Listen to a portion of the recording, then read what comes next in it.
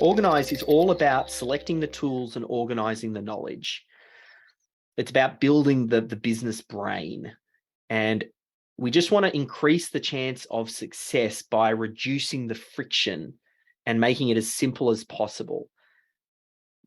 We want to make sure that it's just easy for team members to access this how-to knowledge at the point at which a task is being assigned and it needs to be done. So you need to think about where are you going to store your SOPs and how do you integrate it with your tools. Not everybody is going to use the system every single time, but you want to make sure it's accessible and clear and obvious and transparent, because that makes it much easier to manage by. If you're assigning a task and how it's to be done is attached in the description as a link to a system, there's nowhere really to hide for team members at that point in time. Like, you know why it's important, you know how it's done, you were given it at the time of the task. Is the reason you're not doing it more of a don't want to scenario, which then becomes something else. So a big part of the work that you do in this stage is about setting up your managers for success when it comes to enforcement and making sure that the team members are following it. You're giving them all of the resources they need to make sure that it's easier for them to do. So in the documentation training, there is a section around the tools and the software stack. I think the main thing to understand, though, is the difference between the SOP management, where you store these how-to documents, and your project management. There are other tools that you're probably going to want to learn about as well. Like you might want to learn about Zoom and Loom and other ways of recording, and you're going to be meeting with team members, and you might want to record on your phone in certain circumstances, or you might need to think about where these recordings are going to get saved. And there are other considerations, and some of that is covered inside that documentation training. But from a purely systems perspective and holding someone accountable, firstly, there's the how-to, that's this piece here. And then you use your project management to cover the who, Alnil, is doing what, setting up a client SYSTEMology account, when, by the 6th of July, and how we're linking to the system. Once you do that for your essential core repeatable tasks, and over time, this will keep building. Like you start off and you're just getting those essential ones. Once you do that, you overcome that, but I don't know how, or I didn't know, or, oh, there was a system or a process, it's right there. So thinking about how that might work and how you tailor it to your situation. You have to get creative as a systems champion, because there might be times that logging into a project management platform is clunky. And you're not going to assign every single task through a project management platform. What happens if you're a baker and you've got all of your people following the recipes and they're mixing dough and things like that? Are they really going to open up an iPad inside the kitchen and go to the task assigned to them to make the bread for the morning and then click over to the system to look at how it's done? Probably not.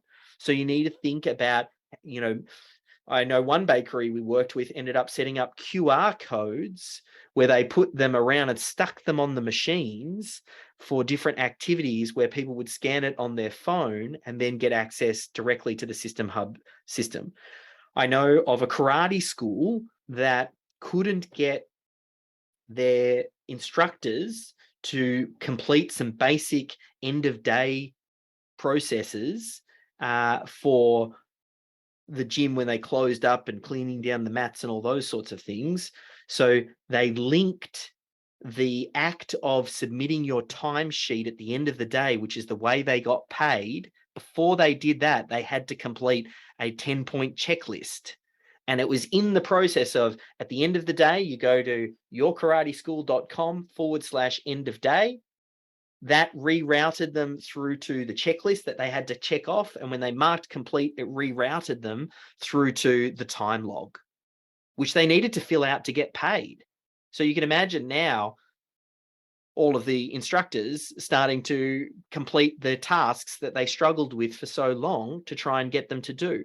So you'll need to get creative sometimes in how you're going to do this, and different businesses will require different things.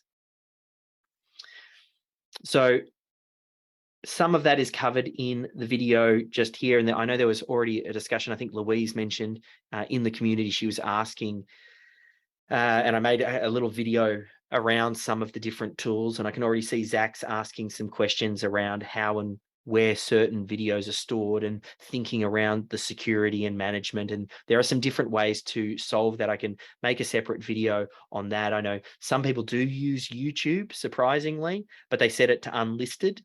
And then it's very hard to find. Some people will load it into Wistia or Vimeo or something like that, where the security is a bit tighter. Some people, I know Loom will also, you can save and store in there. I'm a little bit paranoid when it comes to some of this stuff, and I love to have backups for backups. Maybe that not paranoid. I'm a pack rat. I will save everything inside a Google Drive, inside a folder somewhere. So oftentimes, if it's a really key system, then we'll download the video even out of Loom and save it into Google Drive and attach it that way. Or if it's something I'm going to share externally, I might do it through Wistia. So again, a big part of this is your systems champion has to think through these things around where videos are going to be stored, and it gets built into your system for creating systems. And I can give you some ideas. It's different horses for different courses. Depends on your tools. I know some people are using MS Teams. Some people are using the Office suite and Google Suite. So rather than getting into those details, I've got 4 pretty in-depth videos that I recorded for systemologists. Each of them are about an hour long. So I know there's a lot there, but as a systems champion, I'm loading you up for the year. Trust me, you'll if you follow this process, you'll have all of the resources. This will be clear for you. And where it's not, you jump onto the community, ask the question, and then we'll point you to the resource. So your action item for this particular step is to just decide where your systems are going to live. That's the main one that I want you to get done first. And if you're not sure, meet with a systemologist or a cloud consultant to review your software stack and think about where this knowledge is going to be stored and how you're going to make it easy. This video was a quick snippet from the Business Systems Accelerator. If you wanted to find out more about that, head over to systemology.com/membership to check out the full program, and I'll see you in the next video.